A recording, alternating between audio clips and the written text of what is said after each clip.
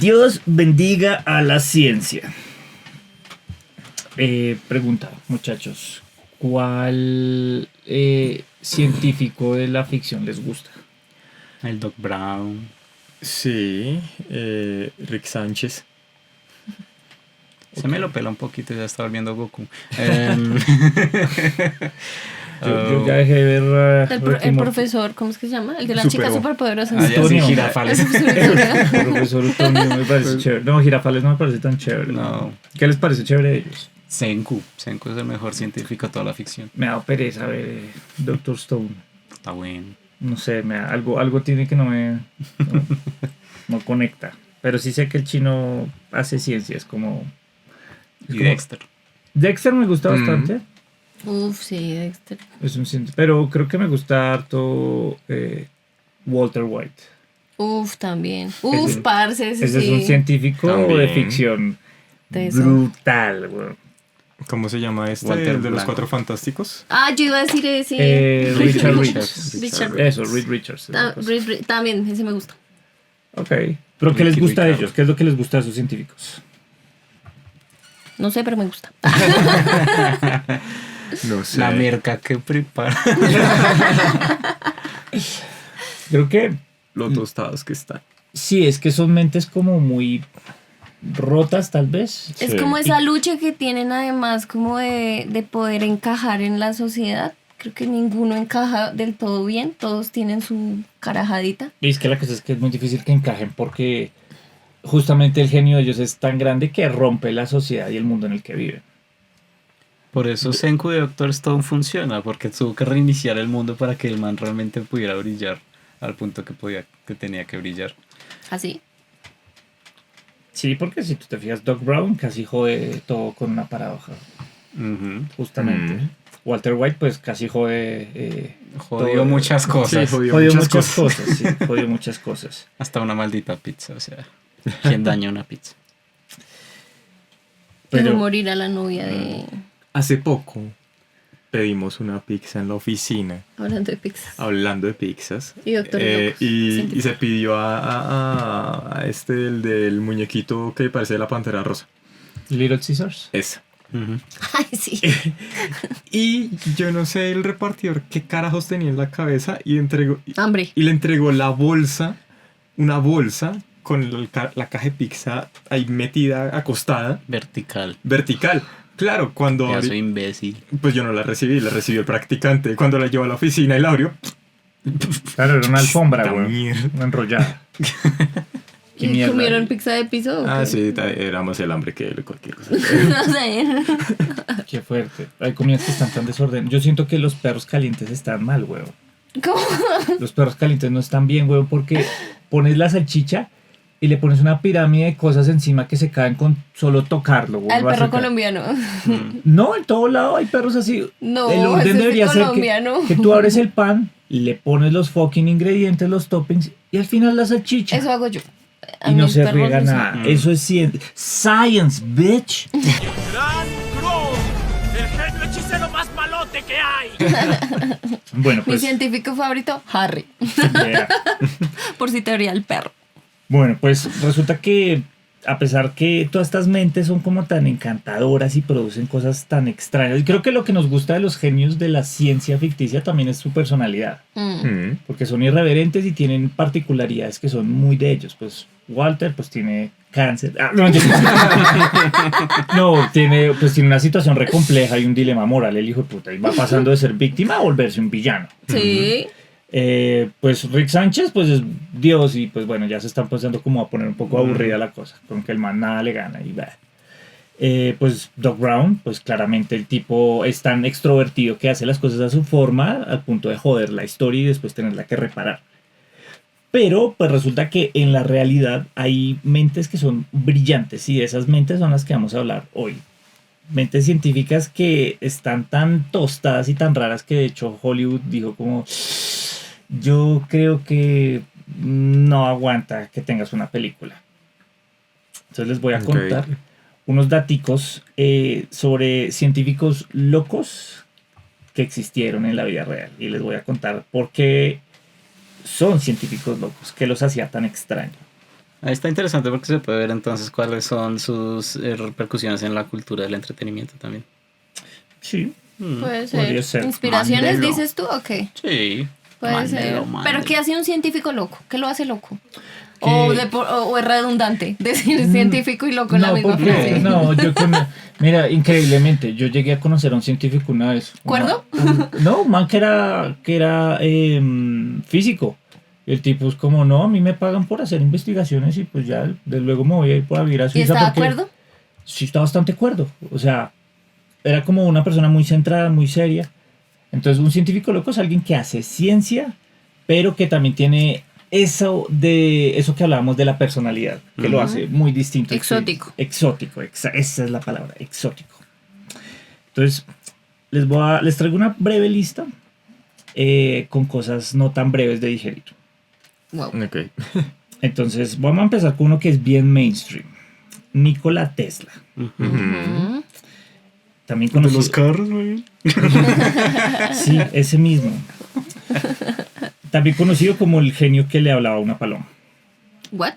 Las palomas han sido símbolos espirituales en diversas culturas a lo largo de la historia. Asociadas frecuentemente con la paz y la pureza, el canto de una paloma dentro de tu hogar puede tener un profundo significado espiritual.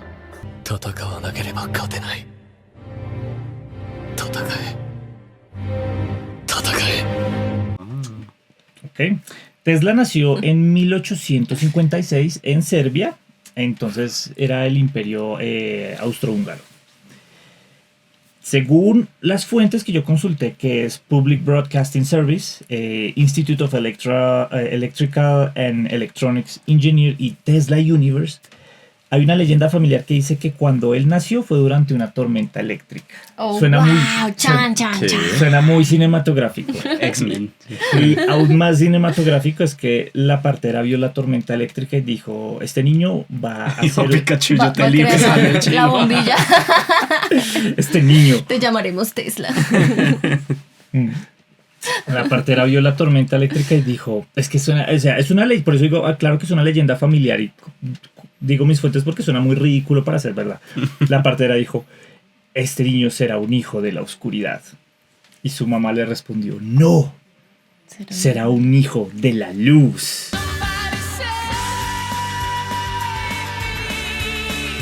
Luna. De la luz eléctrica. No, de la luz.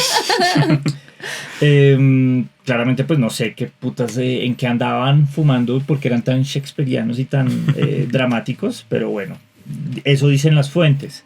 La cosa es que él, pues sí creció para ser un hijo de la luz de alguna manera o de la Ujú. electricidad. La mamá se llama Luz. Pues bueno, resulta que Tesla tenía lo que hoy en día diagnosticaríamos como TOC. Ujú. Trastorno obsesivo Te iba a compulsivo. decir yo autista. No, trastorno obsesivo compulsivo. Y era severo y también era una persona que tenía sinestesia. Y sinestesia es que se mezclan los sentidos. Entonces, digamos, suena el pito de un carro y a ti te sale como en tu campo de visión colores asociados a eso. Y asimismo todos los sentidos están conectados. Entonces el man literal podía escuchar olores. ¿Y cuando culiaba qué pasaba? Yo me imagino que eso debía ser una chimba. Imagínate uno, o sea, sintiendo, Oliendo. oliendo y de todo. O sea, Saboreando. es como, no, marica, estoy en el nirvana. Wow. Nunca había pensado eso. Una persona sinestésica follando debe pasarla muy bien o muy mal. O muy mal. muy mal. O muy mal. Total. Sería bueno. Si eres Su sinestésico. pipí suena tan horrible, huevón. Algo así. Eso. O su Puede pasar. vagina. Puede pasar. Pues él mantenía este trastorno compulsivo con sinestesia y pues el Demasiado. tipo podía, la cosa era que el tipo podía visualizar inventos completos en su cabeza con un nivel de detalle que hacía que el man no necesitara prototipos. El man literalmente construía la máquina en su cabeza, la dejaba correr y funcionar por un par de semanas y la inspeccionaba para ver qué podía fallar si algo se rompía. Y una vez hacía las pruebas y el prototipo mental lo construía físicamente. ¿What?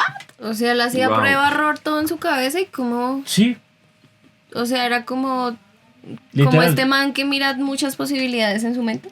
Literal, o Del sea, Doctor ponía la Strange. máquina y... Doctor Strange. Literal, ponía la máquina a funcionar en su cabeza y se da cuenta que se le rompía un resorte. Y, necesito un resorte más grande. Y seguía poniendo a funcionar. Y cuando ya tenía como claridad de cómo podía funcionar bien la máquina, la construía. Wow. El tipo se memorizaba libros enteros y calculaba raíces cúbicas de cabeza, estando de cabeza, por diversión. Y hablaba 8 idiomas. O sea, el man era un cerebrito bastante peculiar. Pero aquí es donde la vuelta se pone interesante. Porque el man tenía un sistema de manías tan específicos que podría, si el man le hubieran hecho una adaptación de una película, podría ser hasta comedia. Porque el tipo tenía una obsesión absurda con el número 3 y todos sus múltiplos. The Big Bang Theory ahí. Entre esas, pues, calcular raíces cúbicas, pues, de cabeza. El tipo tenía que darle 3 vueltas al edificio antes de entrar. Si interrumpía la vuelta por alguna razón, empezaba de cero. Dividía su comida en 3 partes iguales antes de poderla empezar a comer. Wow. También tenía una versión bastante peculiar con las perlas. ¿Aversión? Aversión. O sea, si una mujer con un collar de perlas entraba en la habitación, el tipo sencillamente se levantaba y se iba, sin importar Ay, que... no le gustaba Marvel, marica. Como a nadie. Sí. Sí, yo siento que no hay que tener un cerebro extraordinario para que no te guste Marvel. El collar de perlas finas. Sí, total. Entonces el man veía perlas y se levantaba de la habitación y se iba. No le importaba si era algo de trabajo, si era algo familiar. Pero... Diablos, ahora tengo la canción en mi cabeza. En mi cabeza está. Yo no sé. Otra cosa curiosa del man es que el man le tenía repulsión física al cabello de las mujeres. O sea, al man le gustaban calvitas. O tal vez no le gustaban. Calvas. Ok, ya ¿En vamos dónde? 2. ¿Calvas en dónde? ¿Qué te gustan calvas? No. Perlas. Que las mujeres usando perlas. Dijo, y- ya vamos 2, ya no somos 2. Sí, O sea, se ya da ahí. vamos 2 cosas que van muy específico a mujeres. Sí, como Entonces, las... Oye, sí, mira, puede las que versiones sí. a las mujeres. Y sí, justamente son las que son como esféricas, ¿no? Como que es raro. El tipo también...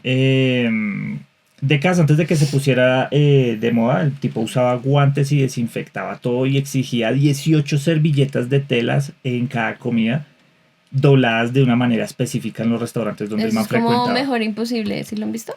Hmm. Es con Jack Nicholson. ¿No?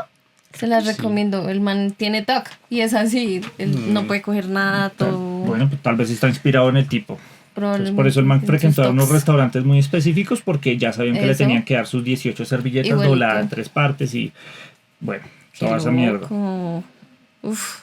Entonces, bueno, a pesar de todas sus rarezas, el tipo logró un relativo éxito cuando llegó a Nueva York en el año 1884. ¿Y cuántas vueltas le dio a Nueva York entonces? Qué buena pregunta. Curiosamente llegó con 4 centavos en el bolsillo, no con 3, con 4. Pero lo raro fue que el man llegó con una carta de recomendación para buscar trabajo y la carta literalmente decía, o sea, tú presentabas, el man presentaba la carta y la persona abría la carta y lo que leía era como, conozco a 2 grandes hombres, usted es uno de ellos y este joven es el otro. Entonces era como O el sea, man se cualquier hijo de puta podía. Ok. Sí, a quien concierna, este chino es una chimba y usted también debería contratarlo. Oiga, eso Bien. está bueno. El man tenía muchos huevos para llegar a pedir trabajo así. Cuando me pidan una carta de recomendación, voy a escribir eso. Sí, claro, está bueno. Claro, y el tipo lo leí. Largo de mi oficina. O contratado. Soy excelente. Bueno, pues en esas lo contrató nada más y nada menos que Thomas Edison. Contratado. Carajo. Y Tesla trabajaba 18 horas diarias. Edison, que es un cabrón de mierda, le prometió $50,000 si mejoraba sus generadores de corriente continua. Lo cual Tesla lo hizo sin ningún problema. Y cuando le fue a pedir la plata, el malparido le dijo como Tesla, ¿Que yo usted no entiende el humor americano. Y ya, deja así. Es que este sí era bien pichurria. Es que era, uy, Sí. ya vamos para ir. Pues Tesla obviamente renunció, fundó su propia empresa, que no es Tesla, y desarrolló la corriente alterna, que es la corriente que tú tienes en tu casita en este momento. Edison pues no le gustó eso y lanzó una campaña de desprestigio para joder al man. ¿Y sabes qué hacía el cabrón de Edison? Cogía perros, gatos y los electrocutaba, incluidos también elefantes. Y caballos. Y es ridículo la cantidad de veces que hubo ejecuciones públicas en Nueva York de elefantes siendo electrocutados. ¿Cómo? ¿Por Solamente qué para demostrar que la elefantes? corriente alterna Alterna. de Tesla era peligrosa. Entonces, como, Pero elefantes. uy, eso, mira, Estados Unidos. eso. el caso más conocido Pues es Ibar de, tuvo 2. era de un elefante llamado Topsy, que Stampy. uy, eso podría ser un capítulo entero. Les Hay doy un capítulo de Bob Burgers que habla sobre eso. De hecho, le hacen una obra de teatro. y la historia de Topsy real es terrible, weón, porque el puto elefante no se moría. Y le hacían de todo y la perra seguía y seguía. Eso puede Dame ser. más. Eso es una historia para otro podcast. ¿Y en qué trabajas? Es un fonógrafo y... Fonógrafo, lo sabía porque yo lo inventé. Soy Thomas Edison, soy el mejor. Busca bien, Edison fue un patán. Lo curioso es que pues Edison nunca admitió haber estado equivocado ni haber hecho nada malo. Todo un cabrón. Gracias a Edison es que existe Hollywood. Sí. No sé si sabían eso. No, Ujú. guay. Porque el tipo le quería poner patente a todo. Entonces el man no dejaba que se produjera ninguna producción porque todo eran patentes de él. Las cámaras, las luces, todo. Entonces lo que hicieron muchos creativos fue migrar a Hollywood, que era Al otro extremo al de otro la ciudad, extremo, del pueblo, y el man no del podía país. llegar a demandarlos porque pues eran en los 1800, pues no había muy buena comunicación. Y por eso toda la industria de Hollywood se desarrolló en esa zona de Estados Unidos, para estar lejos de Edison y que no los demandaran. ¿Así? Correcto. ¡Wow! Pues volviendo a Edison, él tuvo, pues no le gustaban al parecer las mujeres, pero sí una paloma. Hacia el final de su vida, Tesla vivía solo en un hotel, en el Hotel New Yorker. Ya sabía que la muerte venía, así que regaló todas sus patentes. ¿Cómo así que yo sabía que la muerte venía? Estaba viejo, pobre y de mala salud. Ok. Entonces como que Ya ya, venía. ya venía. Como tenía todos los cables cruzados. Sí. Pues ahí está que regaló todas sus patentes. Rechazó el premio Nobel porque no quería compartirlo con Thomas Edison. Y pues lo entiendo, es un cabrón. Y su única compañía real era una paloma blanca que lo visitaba a diario en Bryant Park. Y él la describía a la paloma como si se tratara del amor de su vida. Entonces en sus palabras decía, era una paloma blanca, hermosa, con ojos como dos gemas orientales. La amaba como un hombre ama a una mujer y ella me amaba. Cuando la paloma murió, pues Tesla se sintió que algo en él se extinguió y esa fue como su sentencia de muerte. Murió solo en su habitación en 1943. Lo curioso es que un día después de su muerte vino el FBI y saqueó todos los documentos y todo lo que había. Dicen las teorías que supuestamente Tesla tenía un supuesto rayo de la muerte que podía derribar aviones a 400 metros de altura. Digo, a 400 kilómetros de distancia es la cosa. Eso es O sea, ya conspiración. Murió loquito, pobre y furro, marica. Sí. Sí. Allá van muchos de ustedes. Eso con respecto a nuestro primer científico. Vamos con el segundo, que es un poco más picante. El señor Jack Parsons. Es podemos decirlo, el científico de cohetes que invocaba demonios. ¿Qué? Sí, así como lo oye. ¿Quién era? Bueno, el nombre del tipo era John Whiteside Parsons, pero todo el mundo le decía Jack. Fue uno de los fundadores del Jet Propulsion Laboratory, que es el laboratorio de la NASA que hoy opera el rover en Marte, que fueron los que desarrollaron el combustible sólido que hizo posible que los cohetes modernos pues llegaran al espacio. El man desarrolló la propulsión a chorro, literalmente. La NASA le puso su nombre a un cráter en la Luna. Pero algo que también es cierto del man es que era líder de una célula mágica ceremonial en Pasadena. Si tú miras las fotos de Jack Parsons, bueno, resulta que el tipo hacía sus ceremonias en Pasadena y organizaba orgías rituales en su mansión victoriana y lo hacía todos los fines de semana. Si tú miras la foto del man, uno dice, sí, a este man le gustan las orgías. Búscalo, de verdad, tiene como esta vibra de actor porno de alguna forma muy extraña. El man hacía todo esto porque estaba convencido que siendo el host de estas orgías podría abrir un portal dimensional para traer a una entidad del caos al mundo físico. ¿Será? Deberíamos probarlo. O sea, de ahí se basaron para hacer Doom. Pues mira que sí, si le quitas las orgías, sí. Doom sería más chévere. No, porque ¡Ay, no! o sea, la portada de Doom es el tipo así rodeado de bichos. Entonces, si fuera una orgía serían todos los bichos todos. Es increíble. Cámbiale la cara a los bichos. Sí, exacto. Es increíble la cantidad de avances que ha habido en el mundo gracias a las orgías. Vea pues. ¿Sí ve? Sí. Un profesor una vez estaba averiguando sobre la vida de Fanny Mickey y Diablos, no quiero pensar en Fanny Mickey. ¡No! y lo único que me dijo un profesor fue wow, las orgías de Fanny eran... ¿Y yo qué? Quería que me hablara de teatro. Pues no o sea, yo no digo que no estoy legitimando nada, pero pues el trademark del logo de la vieja eran sus piernas. Claro. Sí, la vieja era muy Y la conocida mata por de sus pelo. piernas. Por sus piernas y el pelo, exactamente, sí. Era No. Leave me alone!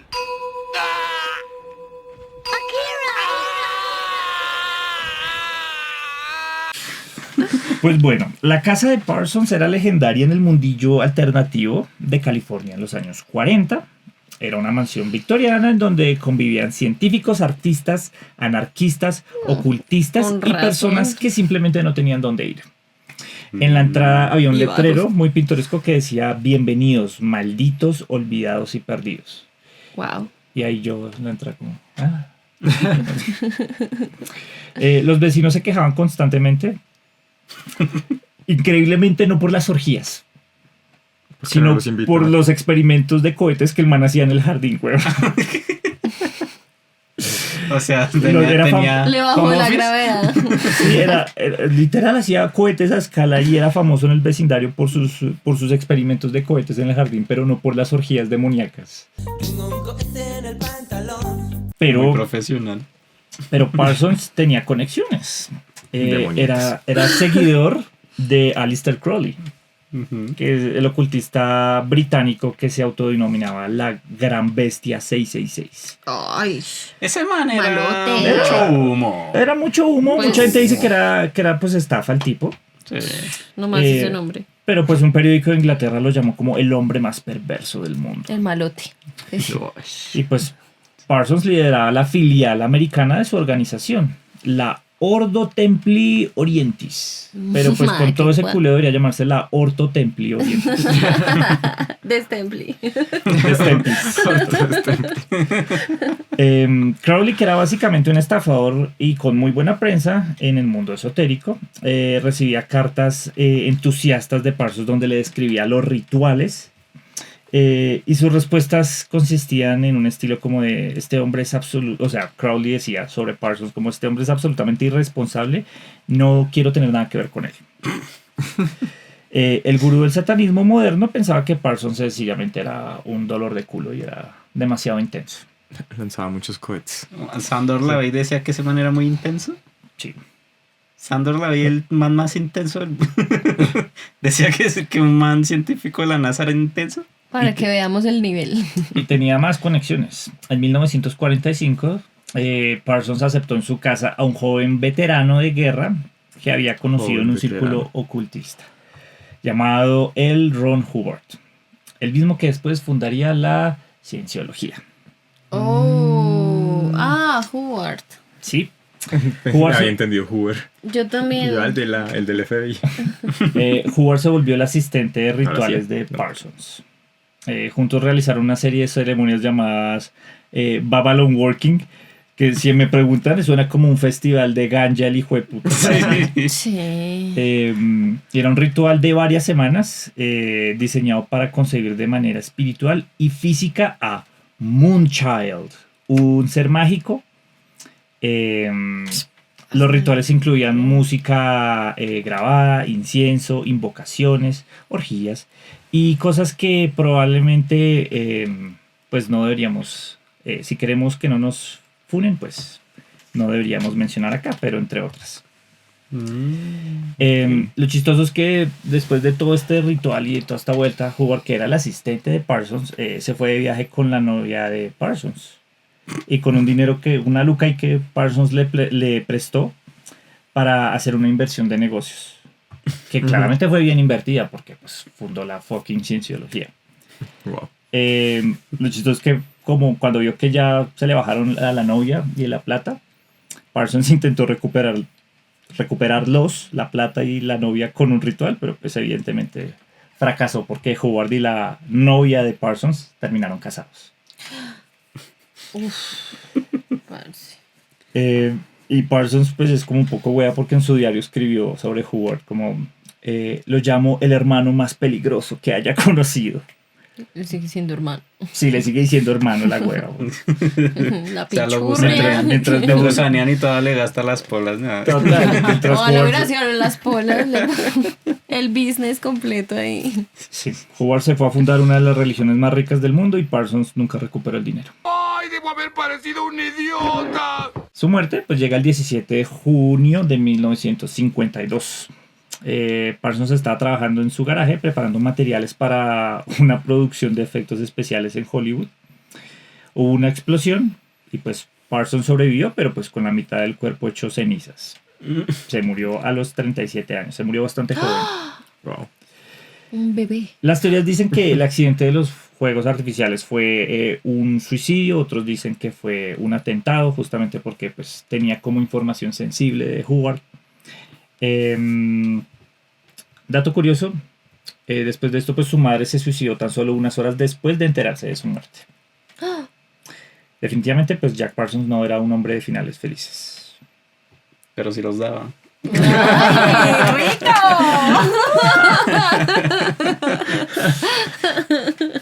Puta, qué rico, ¿eh? Está el señor Stubbins Firth, que me parece un nombre bastante curioso, que Stubbins suena como un nombre como de peluche, el señor Stubbins. Suena como algún pastelito, alguna vaina así, suena raro. Un cupcake. Un pastel relleno, pero no. Cupcake Stubbins. Stubbins Firth es el hombre que se untó vómito en los ojos. ¿Qué? Wow.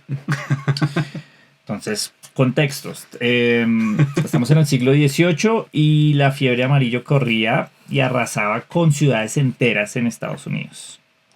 Filadelfia tuvo un brote en 1793 que mató al 10% de la población en tan solo 3 meses. ¿Verdad? El pánico era total porque nadie sabía cómo carajos se contraía la fiebre amarilla. La teoría que más dominaba en ese entonces era que era contagiosa por el contacto, pero Stubbins Firth, siendo un hombre de ciencia, estudiante de medicina en Filadelfia, el tipo no estaba de acuerdo. Él creía que había algo más y quería demostrarlo científicamente. Y pues papi, si había 2 cosas con las que ese man no nació, fue con miedo ni con sentido común. Entonces al man, pues valentía no le faltaba y su problema era justamente que tenía exceso de valentía. ¡Hola, soy Johnny Knoxville y esto es Jackass!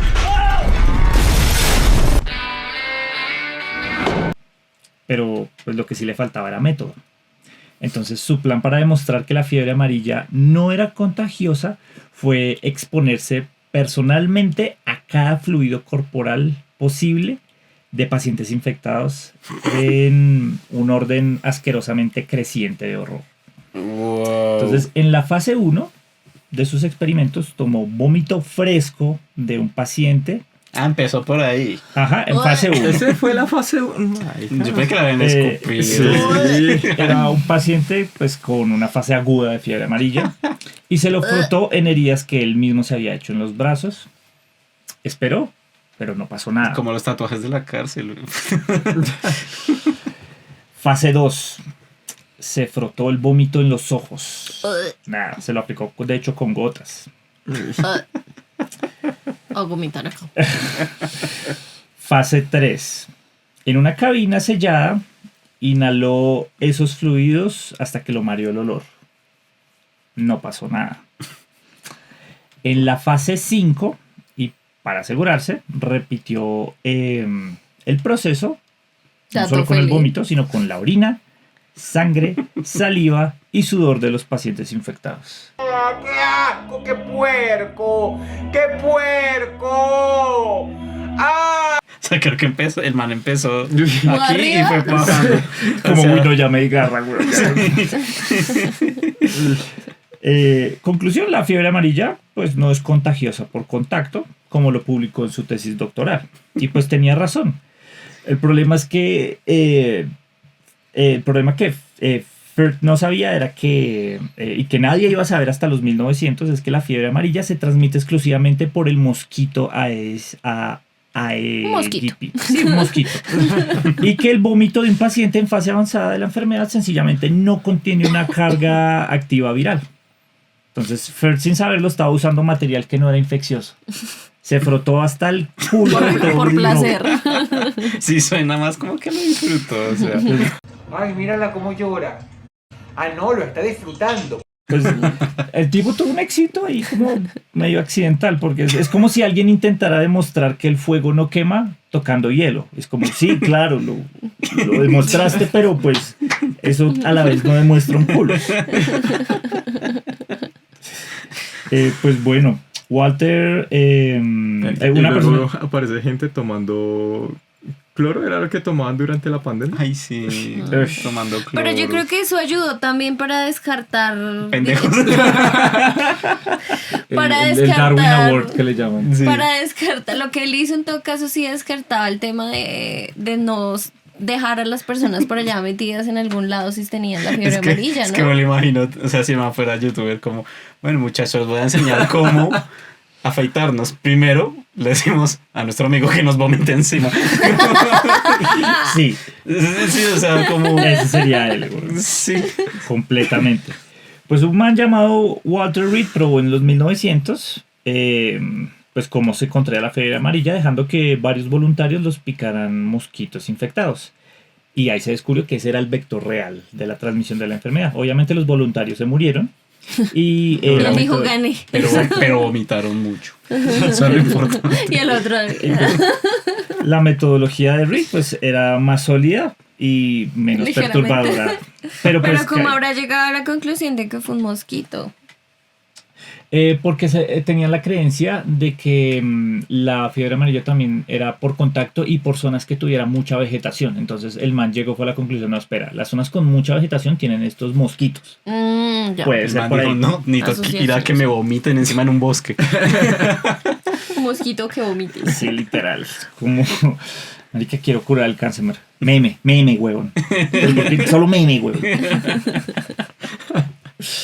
Pues bueno, Stubensford vivió de 1784 a 1820 y murió a los 35-36 años. Esa edad está como muy común para los científicos locos para morir.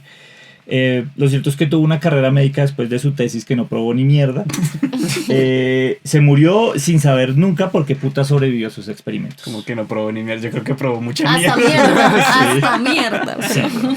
¿Y de qué murió? No sé, estupidez. Soy intelectual, muy inteligente. La siguiente entrada en nuestra lista de científicos locos es el señor José Manuel Rodríguez Delgado, Wow. también conocido como el hombre botón. ¿Qué? Benjamin El Button. hombre botón.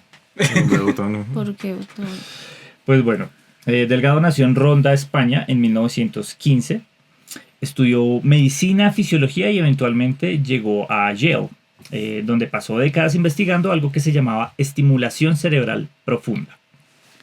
La idea era que todos los estados mentales que nosotros gozamos y las emociones podían ser controlados directamente mediante impulsos eléctricos en áreas específicas del cerebro. Suena muy loco, como no, si apunta a corrientazos lo puedo regular, pero pues no era tan loco el tipo. Era un neurocientífico con publicaciones en revistas de primer nivel, con financiamiento federal por parte del gobierno estadounidense y una carrera respetable. Aunque uno ya no sabe en términos de ciencia el estar publicado, porque muchas veces ellos mismos pagan para que los publiquen. Sí, hay unos que... Pero sí estaba financiado. Y hay unas investigaciones que me lo... Presuntarse vómito. Invertimos $2 millones y el man solo se ha frotado mierda en el estómago. Bienvenidos Fotos estos del, yacas. del experimento. ¿Estás seguro que esto es ciencia, hermano? Sí. Oríname. Sí. Pero bueno, tenía financiamiento y lo usó para cosas como experimentos con animales. Antes de llegar a los humanos, vino la experimentación con animales. Delgado implantó electrodos en gatos, monos y otros animales que demostró que podía. O sea, si se lo podía meter, el man se lo metía, los electrodos. Entre las cosas que el man logró hacer era hacer que un mono parara en seco en medio de una carrera. No sé cómo carajos hizo que un mono participara en una carrera, pero lo hizo. Inducir agresión o calma instantánea en animales. Hacer que un animal repitiera el mismo movimiento indefinidamente. ¿Cómo? Literal, era un choque eléctrico y el pobre mico empezaba. Ok. Pudo también llegar a cambiar el comportamiento social completo de una colonia de monos, cambiando quién recibía la estimulación. O sea, logró cosas bastante interesantes. En un experimento particularmente revelador, el man implantó en una gata un electrodo que producía placer cuando se estimulaba. La gata aprendió a activarlo sola y lo hacía en promedio 700 veces por hora hasta que se agotaba la batería. La volvió adicta a eso. Hasta que mató al vibrador. Sí, marica. Pero el vibrador estaba en el cerebro. Mismo efecto. ¿Qué nivel? Mismo efecto, diferente ubicación. Sí, era un genio bastante extraño. Delgado publicó esto como un resultado positivo. Pero pues, esta gatita. Pero pues realmente el experimento de la gata y la zona del placer del cerebro era una invención de los científicos James Olds y Peter Milner sobre su investigación del centro del placer del cerebro. Entonces eso fue caspeado, pero lo hizo. Okay. Pero lo que sí no fue caspeado fue el experimento del toro. El 5 de octubre de 1963, Delgado bajó a una plaza de toros en Córdoba, España, con un transmisor de radio del tamaño de una cajita en la mano. En el ruedo había un toro bravo. Delgado no llevaba ni capa ni espada y se paró frente a él. El toro cargó directamente para irlo a matar. Y cuando estaba a pocos metros, Delgado sencillamente presionó un botón y el toro frenó en seco, se dio un giro y se alejó trotando. Esto Calmado. parece esta serie Fallout. Fallout. Sí, no la he visto. O sea, van ahí experimentando así. Tal vez está inspirado. Y las fotos del momento circularon en los periódicos del mundo y la podemos poner por ahí. Es un momento real. Pues, ¿qué pasó? Que trabajando con su esposa y varios asistentes durante 3 días previos al evento, Delgado anestesió a los toros, colocó marcos estereotácticos sobre sus cráneos e insertó estimoceptores en sus cerebros. ¿Qué? Les metió aparatos en el cerebro. Ya. Lo que Delgado había hecho era estimular el núcleo caudado del cerebro del toro, una región asociada con el control motor y la inhibición del movimiento. Es decir, traducción, no estaba calmando al toro, Lo dejó tieso. lo pausó.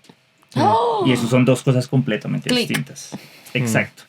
Y ahí es donde ya se empieza a poner un poco más macabra la cosa. Pues Delgado no era un man de política ni nada, era un hombre de ciencia, un científico loco. Escribió en 1969 un libro llamado Physical Control of the Mind, donde aseguraba que la violencia humana, la guerra, el crimen podían ser eliminados mediante implantación preventiva de dispositivos en el cerebro.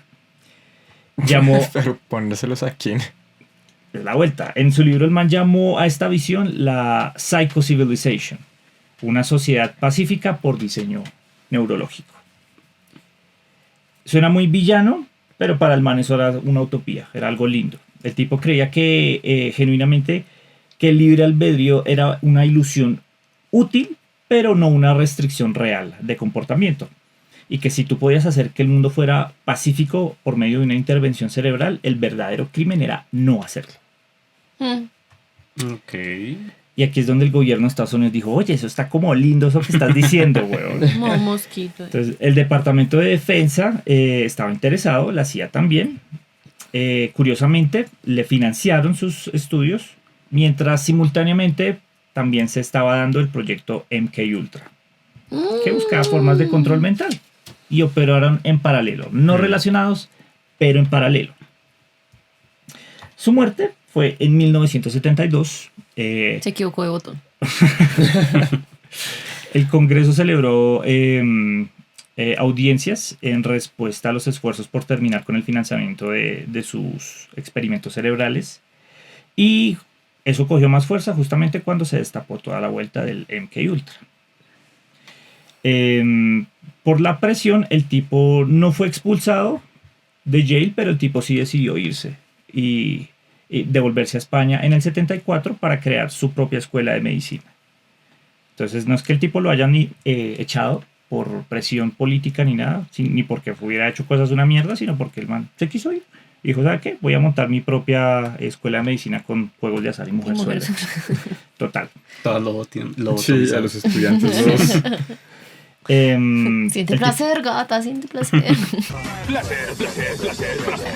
El tipo se murió a los 96 años en el 2011. Wow. Y hasta el final de sus días defendió el trabajo. Pero pues no todo es horror. Pues la estimulación cerebral profunda sí ha servido para tratar cosas como el Parkinson y la depresión resistente. Son hijos directamente de su investigación extraña. Wow. Entonces, pues la medicina... Pero se ha puesto en práctica eso de pausar humanos. Pues Pikachu ha electrocutado al equipo Rocket cuántas veces y siguen siendo Ahí malos siguen. esos hijos de puta. Eso no sirve. Pero es que Les da placer. no les ha No puesto les, es eso. que solo les está dando dolor, no les está haciendo rico. Pero pues sí, la diferencia entre el horror y la medicina a veces solo es el contexto. Que te la comes sin pretexto. Otra entrada, el señor Barry Marshall, también conocido como el Nobel más amargo de la historia. Y este sí es más reciente. Esto fue en los años 80, en donde pues como la cultura de la medicina era absoluta. Las cosas eran por las razones que eran y eso no se podía cuestionar. Ya supuestamente lo sabíamos todo sobre la medicina. Entre esas, pues se decía que las úlceras pépticas, si no sabe qué es una úlcera péptica, no lo busque. Yo lo hice y qué gonorrea. Una mierda por allá en el estómago que se ve horrible. Que las úlceras pépticas son causadas por el estrés, la acidez excesiva o el estilo de vida. Y en esa época pues los antiácidos eran uno de los medicamentos más vendidos del mundo porque era muy común que la gente lo tuviera. ¿Cómo así? ¿Ya no? Eh, ¿Cómo eso no llega con los 30? verás que no. Y pues obviamente las compañías farmacéuticas se ganan una fortuna vendiéndoles pues Pepto-Bismol a todo el mundo. Ya había un imperio construido a punta de antiácidos en los Estados Unidos.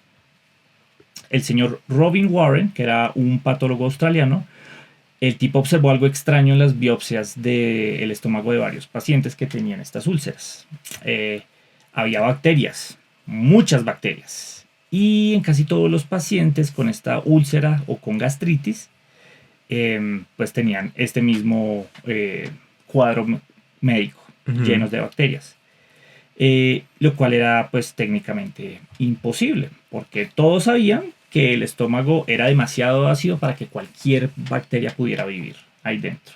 Entonces pues obviamente era el estrés, los hábitos, bla, si tú tenías úlceras.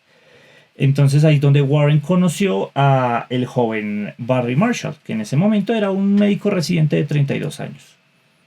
Marshall se emocionó un montón. Marshall y Warren presentaron sus hallazgos en conferencias y la respuesta de la comunidad médica fue mala. Básicamente les dijeron que estaban locos, los llamaron ingenuos, los llamaron aficionados. Un editor de una revista... por encontrar bacterias en sí, esos porque pacientes. supuestamente es como, marica, sí hay bacterias en el estómago que pueden sobrevivir a los ácidos. Ajá. Y eso es Sí. lo que causa las úlceras. Y los médicos como ustedes, Está es loco. un huevón. Ok. Un editor de una revista rechazó como su investigación con el comentario de que los resultados eran demasiado originales para ser ciertos. Ok. Es como cuando le dicen, usted está sobrecalificado para este. Cállate, me dijeron eso esta semana. Un gastroenterólogo senior le dijo a Marshall en su cara que los resultados eran imposibles y que debería dejar de hacer el ridículo. Entonces Marshall tenía una tesis sólida, pero no tenía cómo probarla. Y necesitaba probar que la bacteria que causaba esas úlceras era el Helicobacter pylori, que es la misma que causa la gastritis. El problema es que no tenía un modelo animal. Los animales de laboratorio no desarrollaban úlceras tan fácil como los humanos. Y pues nadie podía probar un experimento en humanos. Entonces el tipo ahí dijo, ¡ping! Se le ocurrió una idea de científico loco. Ya sé qué hizo. En julio de 1984, Marshall llegó temprano al laboratorio, cultivó una solución de Helicobacter pylori en un caldito y se la tomó de un trago. No le avisó a su esposa sino hasta semanas después de hacerlo. ¿Bebiste? ¡No! Bueno, 10 cervezas. Y en los siguientes días y semanas desarrolló un aliento que en palabras de su esposa era pútrido. Mira, se volvió artista. Náuseas, gastritis progresiva, y sus colegas le confirmaron mediante una endoscopia que efectivamente tenía la mucosa gástrica inflamada y colonizada por una bacteria. Entonces el man estaba muy feliz. El experimento había funcionado y había sido un éxito. Bueno, Entonces, no tenían cura. No, sí, el man se trató con antibióticos y se curó en 2 semanas. Publicó su propio caso como evidencia y el mundo médico siguió ignorándolo casi por una década más. ¡No! ¡Pichurrias! Él con esa tenia en Entonces no fue sino hasta los 90s cuando hubo estudios al respecto masivos en Japón, Europa y Estados Unidos que confirmaron los hallazgos de él. Uy, qué rabia. Y no fue sino hasta ese momento, en el año 94, que la comunidad médica empezó a ceder un poquito.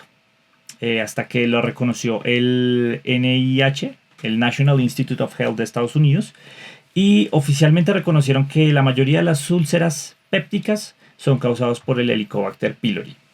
Y que el tratamiento es antibióticos, no antiácidos de por vida. ¿Rastro qué? Y en 2005, Marshall y Warren reciben el Premio Nobel de Medicina. El comité del Nobel describió su descubrimiento como uno de los cambios del paradigma más sorprendentes e importantes de medicina del siglo XX. Pero pues no lo habían querido escuchar. La vuelta es que la historia no termina ahí porque el mercado de antiácidos colapsó parcialmente gracias a ese descubrimiento. Es decir, las compañías farmacéuticas que vendían tratamientos que alivianaban síntomas en lugar de curar las enfermedades, dejaron de ganar miles de millones de dólares. Y hay personas que especulan que justamente la comunidad médica los rechazaba y no les prestaba atención, era justamente porque estaban financiados por las multinacionales. Que no tiene nada de raro. Pero sí cabe decir que después de que se empezó a publicar, ya hacerle caso a sus investigaciones, empresas como Procter y Gamble sí terminaron apoyando a Marshall. Pero sí, yo sí creo que había un montón de resistencia, era por la luca, que obviamente para una farmacéutica es más rentable tener a un paciente medio enfermo tratándole los síntomas que realmente curarlo. Sí, claro. Marshall todavía da entrevistas donde dice con una sonrisa bastante tranquila que el sistema médico tardó 10 años en aceptar algo que cualquier estudiante de primer año de microbiología habría entendido en 20 minutos. Uy, qué fuerte. Y el tipo pues se ganó un Nobel y un aliento a mierda durante un par de meses gracias a su instinto de científico loco. Ok. ¿Era el Nobel más amargo, dijiste? Sí, el Nobel más ácido. Yo creo que el más ácido en lugar del más amargo de la historia. Y pues esos son, muchachos, algunos científicos locos. Había muchos más, pero pues realmente me da mamera investigar más. Alcancé a ver datos bastante curiosos. El tipo era Galileo el que descubrió la gravedad, ¿verdad? No, era Newton. Sí, Newton. Pues, el tipo no solo le fascinaba la gravedad, sino la luz. Entonces el tipo empezó a desarrollar prismas para darse cuenta de cómo la luz se transformaba y se descomponía dependiendo del prisma. Y el tipo decía, entonces eso quiere decir que los ojos de los seres humanos no pueden ver las cosas realmente como son. Estamos viendo mentiras. Entonces el man empezó a experimentar en sus ojos. ¿Qué hacía el huevón? Cogía una... Se echaba pipí. Una aguja. Meme. El man cogía una aguja y empezaba a introducirla debajo de su ojo, entre la cavidad y el ojo, y empezaba a empujar el ojo hacia arriba. Y se daba cuenta que la percepción de los colores y las formas cambiaban. ¿Tú no te imaginas a Santiago la cosa que le da lo de los ojos? A mí Le da también. como... A mí también. Y resulta que el man le encantó la experiencia. Y lo siguió haciendo. Y lo siguió haciendo. Y lo siguió haciendo. Luego me también el ojo, me también el dedo, me también el dedo. Hay más científicos locos. Pero si Qué tienen algún datico de un fuerte. científico loco que haya hecho alguna de estas locuras, pues coméntelo. Tal vez le demos cobertura después. Si conoce a algún científico que lo haya desaparecido el gobierno estadounidense, también coméntelo. ¿No hay un escándalo así Ahorita últimamente? sí. Hay que varios científicos han desaparecido misteriosamente. Sí. ¿Ah, sí? Sí. De nuevo enterado. Sí. Varios con investigaciones de cosas, principalmente cosas del espacio. Sí, y misteriosamente, ¡pup!, Jesus. fuera de la Tierra. Pero Están en el ellos espacio. no se restrigan el vómito, así que no cuentan en este podcast. Y si están todos en la mansión de este man restregándose vómito en el cuerpo y metiéndose agujas en los ojos. Sí, es el método científico. Como si esto es asqueroso, en efecto. Y pues eso es, chicos. Científicos locos de la vida real. Si existen, no son Rick Sánchez, no son Dios. No hacen meta azul, pero hacen cosas bastante extrañas. Y rompen la vida alrededor de ellos a causa de eso. Wow. Y se dejan quitar la novia. Oh, Y qué se dejan triste. quitar la novia. Y la tratan de recuperar con hechizos, pero usualmente eso no funciona. Hay amarres y cosas que no deberían hacer, pero eso puede ser un tema para otro podcast. Así que, pues nada, muchachos, comenten cuáles son sus científicos locos, cuál caso le dio asco, cuál le causó curiosidad, cuál replicaría. Y nada, los leemos. Piquinas narrativas en las redes sociales y Dios los bendiga. Dios bendiga la ciencia y pueden rascarse en paz. Chao. Chao.